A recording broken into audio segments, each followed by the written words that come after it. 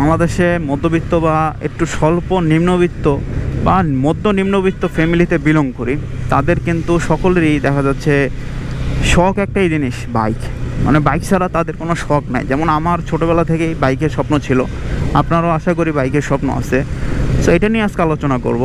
তার আগে আমি কিছু কথা বলিনি, আপনারা অবশ্যই কমেন্ট করে জানাবেন। আমি ভিডিওটা শুরু করার আগে যদি ইন্ট্রো অ্যাড করি অথবা সালাম অথবা কোনো কিছু বলে, যেটা বললে আপনারা ভিডিওটা দেখার জন্য বা অন্যরা দেখার জন্য আরও বেশি আগ্রহ হবে, এরকম কথা বলে নেই বা একটা ইন্ট্রোতেই, তাহলে ওইটা ভিডিওর জন্য বেটার হবে না। এখন যেরকম ডাইরেক্ট আপনার মুভমেন্টে জব করছি, মানে আপনার মুভমেন্টে চাপ বলতে আপনার ডাইরেক্ট কথাগুলো বলতেছি, কোনো ইন্ট্রো নাই, মানে কোনো কিছু বলি না, আপনার জাস্ট যে পয়েন্টে কথা বলতেছি ওইটা বলে ভালো হবে। দেশে যারা আসলে মধ্যবিত্ত, নিম্ন মধ্যবিত্ত, একবারে আপনার নিডি ফ্যামিলি থেকে বিলং করেন, আমরা তো ম্যাক্সিমাম বাংলাদেশে নিডি ফ্যামিলি থেকে বিলং করি, তাদের ক্ষেত্রে আসলে একটা জিনিস প্রচণ্ড পরিমাণে আমরা লক্ষ্য করি যে আমরা যখন বাইকের একটা স্বপ্ন পূরণ করতে যাই, শুধু বাইক না, রাদার দেন অনেক স্বপ্নই আছে আমাদের লাইফে।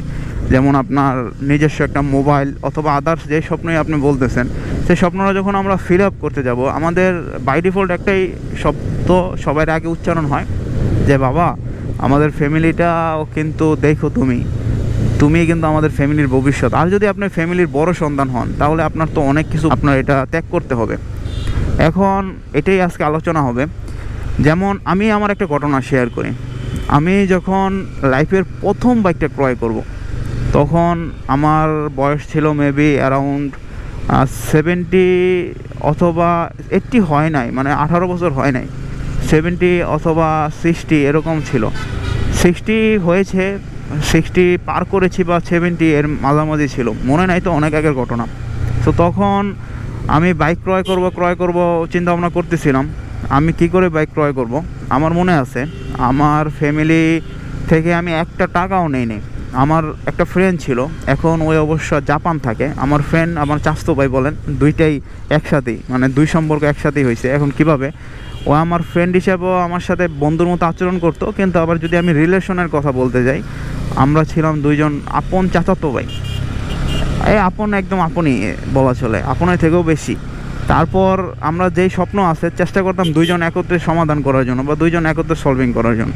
সো আমার ওই চাচাতো ভাইয়ের সাথে আমি চিন্তা করলাম, ওর আবার আগে থেকে একটু আপনার পয়সা ইনকাম সোর্সের অপশন ছিল। এখন কিভাবে বলতে পারেন যে ওই কি আগে থেকে ইনকাম করে কিনা। ওর আমার এজ ব্যবধান ছিল 2 বছরের, মানে ওই তখন আপনার ওর বয়স ছিল 19 বছর আর আমার বয়স ছিল 17 বছর। আমরা ছোটো থেকে একসাথে বড় হয়েছি এলাকার ভিতরে, যেহেতু আবার আপনার ফ্যামিলিগতভাবে একটা আমাদের বন্ডিংয়ের বিষয় আছে, বা আমরা একটু আত্মীয় স্বজন বা দেখা যাচ্ছে ছোটোবেলা থেকে আমরা ফ্যামিলিগতভাবে একটা আপনার পারিবারিক বন্ধনে আবদ্ধ। সো সেক্ষেত্রে আমরা ছোটোবেলা থেকে ওইভাবে চলাচল করতাম। তারপর ওর একটা আয়ের উৎস কি, ওই 20 বছর বা 19 বছর কি আয় করতে পারেন, অনেকে কোশ্চেন করতে পারেন। ওর বাবার একটা আপনার দোকান ছিল আমাদের এলাকায়, ওইটা আপনার মেবি অনেক আগে, কত সালে সেটা আমার অ্যাকচুয়াল মনেও নাই সালটা। যাই হোক, সালটাল কোনো ফ্যাক্ট না, আমি কথার আগে বলি, আপনারা শুনলে মজা পাবেন। তারপর আমি এই মূল বিষয়ে জাম্প করি। সো যেই কথাটা আমি বলতেছি, তখন আমার যে বাইক কেনার মানে ওই আর কি প্রথম আমার বাইকের প্যারাটা উঠায় বলতে ওই মনে করেন বলতেছে যে বন্ধু, একটা বাইক কিনতে হবে। আমি কই বাইক কিনবো বেটা, আমার তো আর তোর তো বেটা চলার টাকাই নাই, বা আমরা তো ফ্যামিলি থেকে টাকা পয়সা নিয়ে এনে যাই ঘুরতে যাই। আর আমার ছোটো থেকে একটা খারাপ স্বভাব কি, আমি মনে হয় আমার যখন 14 বছর বয়স, তখন আমি লাইফের প্রথম ট্যুর দিই, আমার বন্ধুবান্ধবের সাথে প্রথম ঘুরতে যাই, সেটা হলো সিলেটে।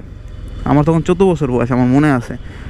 তখন আমি সিলেটে ট্যুর দিই, মানে ছোটো থেকে আপনার ট্যুর দেওয়ার একটা বতভ্যাস আমার ভিতরে আছে। তখন অবশ্য বাইকটাই ছিল না, আমি বাসে করে গেছিলাম, আবার ট্রেনে করে চলে আসছিলাম। এই কারণে বলা চলে আমি ওকে বলতেছিলাম যে বন্ধু দেখ, আমার তো আমরা যদি ট্যুর দিতে যাই তাহলেই তো বাসা থেকে টাকা নিয়ে ট্যুর দিতে হয়, অ্যাজ ইউজুয়াল, যেটা স্বাভাবিক কথা বা অ্যাজ ইউজুয়াল ইউনিভার্সাল ট্রুথ। কারণ ওই সময়টা আমার কোনো আপনার 17 বছর একটা ছেলে, আমাদের দেশের কথা বলতেছি, বাহিরের ক্ষেত্রে এটা আলাদাও হতে পারে। দেখেন রাস্তার ভিতর দিয়ে মানুষ বলদের মতো পার হয়। সো তখন আমাদের দেশে তো ইনকামের কোনো অপশন নাই।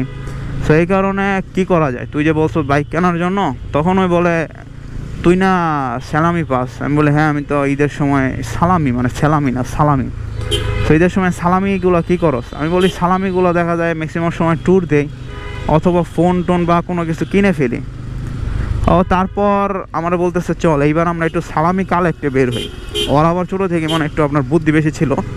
পরে ও আর আমি তখন আপনার বড় ঈদ মানে যেটা কুরবানির ঈদ বলে বা গরু জবাইয়ের ঈদ, সো ওই ঈদের সময় ওই আমাকে নিয়ে আমাদের অনেক আত্মীয় আছে আশেপাশে আমাদের এলাকার, ওনাদের সবাইয়ের বাসায় যেগুলো আমরা কোনো দিন মানে আত্মীয় স্বজন আছে আমি নিজেও জানি না, ওই অবশ্য জানে, ওর বাবা মার থেকে জানছে, জেনে আমাকে সাথে নিয়ে যায়। নিয়ে যাওয়ার পর টাকা কালেক্ট করার জন্য মানে সালামি কালেক্ট করার জন্য, পরবর্তীতে সালামি কালেক্ট করার জন্য যাই, ভালো কথা।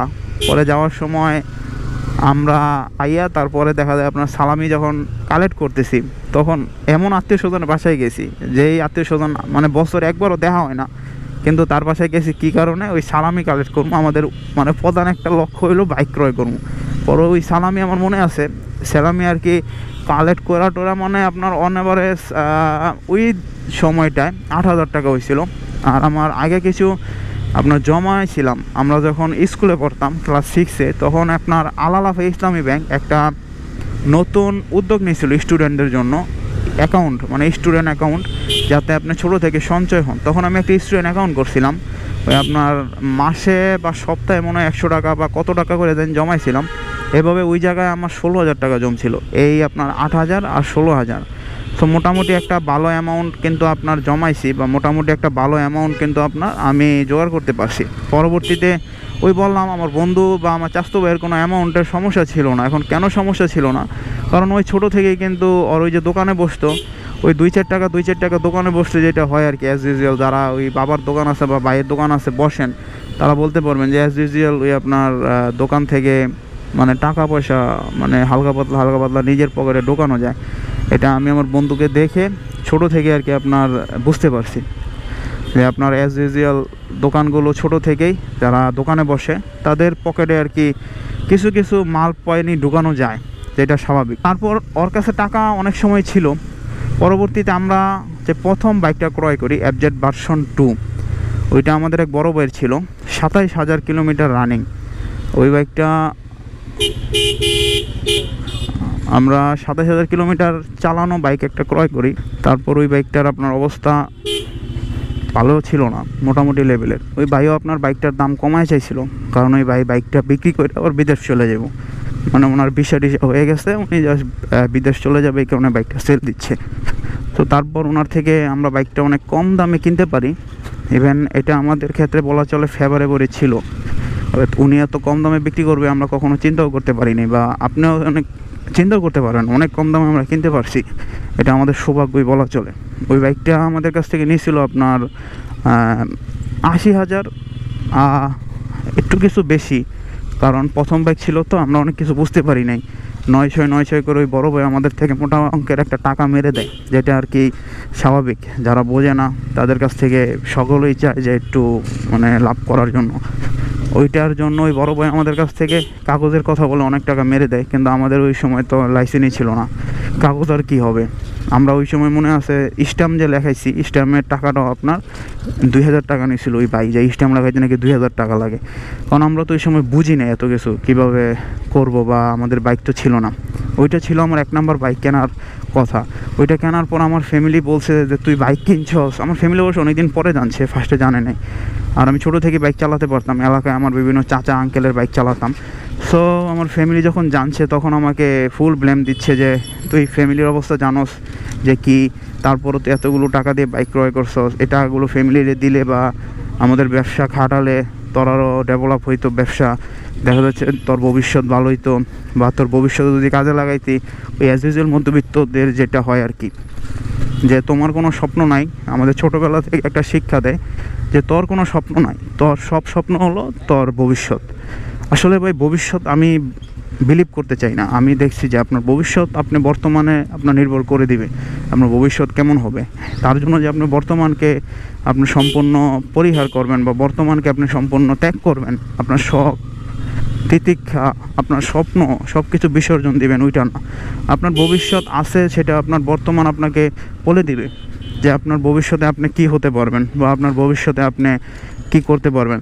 তাই জন্য আপনার বর্তমানে সব শখ আহ্লাদ আপনি পূরণ করবেন না, আপনি বর্তমানে সব শখ আহ্লাদ আপনি পরিহার করে জাস্ট আপনার ভবিষ্যৎ তথাকথিত আমাদের যে ফ্যামিলিদের একটা মাথায় ঢুকিয়ে দেওয়া বিষয় নিয়ে পড়ে থাকবেন, ওইটা আসলে ভালো না। এখন সংসার না বাইক, আমার টপিকটা আজকে এরকম ছিল। এখন সংসার না বাইক, আপনি যদি নিজে ইনকাম করে আপনার ফুল ফ্যামিলিটাকে চালান, আপনার ক্ষেত্রে আমার কথাটা একরকম। আর আমার মতো যদি গুইরা গাইরা খান, বা সচরাচর বা সহজ কথা যে আমার মতন যদি গুইরা গাইরা বাদাইমার মতো খান, তাহলে আপনার জন্য কথাটা আরেক রকম। এখন আমি নিজেকে বাদাইমা কেন বললাম সেটা আগে আপনাদের আমি এক্সপ্লেন করে নিই। আমি বাদাইমা বলছি নিজেকে কারণে যে আমি কিন্তু এখনও কোনো ওরকম কাজ করি না। আমি কাজ করি বলতে আমি যাই বাসায়, ঘুমাই, আবার বাসা থেকে জাস্ট আপনার বের হই এবং বেলা কিছু কাজকাম কইরা আবার বাসায় চলে যাই। সেই কারণে আমি নিজেকে মনে করি আমি ফুল টাইম বাদাইমা, পার্ট টাইম কিছু কাজ আছে আমার ব্যবসা, সেগুলো করি। আর ফ্যামিলিকে এখন আমার ফুল কন্ট্রিবিউট করতেও হয় না, সেই কারণে আমি ওরকম নিজের ইনকাম বা নিজে চলি এটা বলতেও পারবো না। তো আপনি যদি ফ্যামিলি সংসার সম্পূর্ণ দায়ভার আপনার নিজের থাকে, তাহলে আপনার ক্ষেত্রে আমার সাথে মিলবে না। বা আপনি যদি ওরকম সংসারের ক্ষেত্রে নিজের দায়ভারটা কম থাকে, দেখা যাচ্ছে নিজে একটু চিল মুডে থাকার চেষ্টা করেন বা একটু চিল মুডে থাকেন, তাহলে আপনি চেষ্টা করেন নিজের স্বপ্নটা আগে পূরণ করার জন্য। কারণ এখন আপনার বয়স ধরেন 18 থেকে 25, এই গোল্ডেন সময়টা আপনি পাবেন না। যেমন আমার এখন মানে বাইক চালাতে আপনার অত একটা ভালো লাগে না, যেটা আপনার আমার 2020-এর আগে ভালো লাগতো, বা 2000-এর আগে যেটা আমার ভালো লাগতো বা যেটা ফেভারেবল মনে হইতো। 2020-এর বা 2018 বা 2016 বা 2017-র দিকে যে মজাটা আমি পেতাম বাইক চালিয়ে, সেই মজাটা কিন্তু এখন আমি পাচ্ছি না। কারণ এই জিনিসটা আমার মানে চালাতে এখন আমার দেখা যাচ্ছে শখটা শেষ। তো শখের বয়সে আমার মনে হয় শখটা পূরণ করা এটা আমাদের সকলের জন্য দরকার। না হলে একটা সময় আসলে আপনার যে কাঙ্ক্ষিত শখ সেটা আসলে থাকবে না, সেটা আপনার মরে যাবে। আর শখ যদি মরে যায়, তাহলে আপনিও পৃথিবীতে বেঁচে থেকেও মরার মতো হয়ে যাবেন, বা বেঁচে থেকেও আপনার ওই পৃথিবীতে মানে একটা দায় সারা বাপ জন্ম নিবে যে আমি শখই পূরণ করতে পারলাম না, তো জীবনে আর কি করলাম, বা জীবনে আমার লাভ কি, সবই তো লস, বা জীবনে লাভ লস নাই, সবই লস। এরকম অনেক দায় সারা ব্যাপার আপনার সামনে চলে আসবে। সো এই কারণে আমি যেটা সবসময় বিলিভ করি বা আমি যেটা বিশ্বাস করি যে আপনারা অবশ্যই শখ বা আপনার স্বপ্ন বা আপনার যেটা পছন্দ করেন সেটা আগে প্রায়োরিটি দেওয়া দরকার। এখন আপনার পছন্দ, আপনার শখ আপনি প্রায়োরিটি না দিয়ে আপনার ফ্যামিলির কথা চিন্তা করে আপনার জীবনটা আপনি শেষ করে দিলেন, আপনার গোল্ডেন সময়টা আপনি শেষ করে দিলেন, তাহলে আমার মনে হয় না এই সময়টা আপনি আর পাবেন। হয়তো আপনার এক সময় টাকা হবে, ভাই টাকা কার না হয়। দেখা যাচ্ছে যিনি আর কি 10,000 টাকা স্যালারি করে, তথাকথিত আমাদের যে সুযোগ সুবিধা ভোগ করে আমাদের দেশের, তারও একটা সময় যে সাডেন টাইম পরে টাকা পয়সা হয়, সেও কিন্তু দেখা যাচ্ছে টাকার মালিক হয়, কিন্তু তার যে একটা সময় শখ ছিল সে শখগুলো সে তো আর পূরণ করতে পারে না। সেই কারণে পরিবারও আপনার অনেক সময় স্যাক্রিফাইস বিষয় হয়, অনেক সময় স্যাক্রিফাইসের বিষয় আপনি ত্যাগ করতেও পারেন, এটা আপনার নিজের উপরে। আপনি যদি পরিবারের জন্য ত্যাগ করে নিজের স্বপ্নটাও পূরণ করতে পারেন, তাহলে আপনি আমার মনে হয় অ্যাকচুয়াল পারফেক্ট ম্যান বা পারফেক্ট লোক হবেন। কারণ আপনি পরিবারকেও দেখতেছেন, আপনার স্বপ্নগুলোকে আপনি প্রায়োরিটি দিচ্ছেন। অনেকে দেখা যায় না যে পরিবার করে নিজের সব স্বপ্ন, নিজের সব আহ্লাদ, নিজের সব শখ একদম সারা জীবনের জন্য বিসর্জন দিয়ে দেয়। আসলে ওই রকম লোকগুলো আমার মনে হয় না যে বেশি দিন আসলে নিজের মতো বাঁচতে পারে। সবসময় অন্যের জন্য বাঁচার একটা অপশন আছে তাদের জন্য, ওইটাই আর কি বেঁচে থাকে, যেটা আসলে করা কারোর জন্য উচিত না। আপনার নিজের জন্য বেঁচে থাকতে হলে আপনাকে আপনার শখ, আপনাকে আপনার স্বপ্ন অবশ্যই প্রায়োরিটি দিতে হবে। আর শখ স্বপ্ন আপনার একটা বয়স আপনার জন্ম হয়, সেই বয়সে আপনার সবগুলো মরে যায়। তারপর আপনি হাজারও যদি টাকা পয়সা ইনকাম করেন, এখন সাপোজ ধরেন আপনার আমার বাবা বা আপনার আমার যে ফ্যামিলি মেম্বার যারা আব্দুল্লাহ বড় ভাই, তারা আপনার যে এজটাতে আছে, এই এজে যদি তারা চেষ্টা করে যে আমরা এখন রাস্তায় যে হাই জাম্প খেলবো, তাহলে তো পারবে না, কারণ তাদের সেই বয়সটা নাই। বা তারা খেলতে গেলে তারা বিভিন্ন প্রকার শারীরিক অসুবিধায় পড়বে, দেখা যাচ্ছে শরীর বা হাড়ের সমস্যা হবে, শরীরের সমস্যা হবে, এটা তাদের জন্য ফেভারেবল হবে না। সেরকমই আর কি, একটা জিনিসের কিছু বয়স আছে, একটা জিনিসের কিছু সময় আছে, সেই সময়টা আপনি যদি পার করেন তারপর আপনার সে আর জিনিসটা ভালো লাগবে না। এটা ইউনিভার্সাল ট্রুথ বা এটা চিরন্তন সত্য কথা। আপনার সময় থাকতে, অনেকে বলে না যে সময় থাকতে তুমি সঠিক কাজটা করো, সো তেমনই আপনার শখ যদি আপনার একদম ফালায়া দেওয়ার বিষয় আপনার কাছে হয়ে থাকে তাহলে আপনি ফালায় দেন। আর যদি আমার কথা বলেন, আমি আপনাদের কি বলবো, শখ কোনো দিন তুচ্ছ করার বিষয় না। আমার জীবনে যে শখগুলি আসছে, এখন বলেন আমি ইনকাম না করি, যখন ইনকাম করি নাই তখন শখগুলোকে আমি পূরণ করছি। ওই যে আমার অনেক ফ্রেন্ড সার্কেল ছিল ছোটোবেলা, বড় হয়েছি, এখন ফ্রেন্ড সার্কেল আপনার অত একটা কমে গেছে। এটা স্বাভাবিক যে আপনি বড় হবেন আর আপনার বন্ধু, আপনার পরিবার, আপনার আত্মীয় স্বজন সবাই দেখবেন আপনাকে ওইভাবে বিবেচনা করবে যে আপনার টাকা থাকলে আপনাকে বিবেচনা করবে, টাকা না থাকলে আপনাকে বিবেচনা করবে না। সেই কারণে আপনার যখন বয়স কম থাকবে তখন থেকে আপনি শখটাকে প্রায়োরিটি দেন। শখটা আপনার বেশি এবং প্রধান মুখ্য বিষয় হওয়া দরকার, আর না হলে আপনি অন্য কিছু আসলে পারবেন না বা করতে পারবেন না। যে জিনিসটা আপনি চাইবেন ওই জিনিসটা যদি শখ বা সঠিক সময়ে পূরণ না করেন তাহলে আপনার লাইফে বেঁচে থাকা আর মৃত্যুবরণ করা আমার মনে হয় দুইটাই সমান একটা প্রতিচ্ছবি হবে।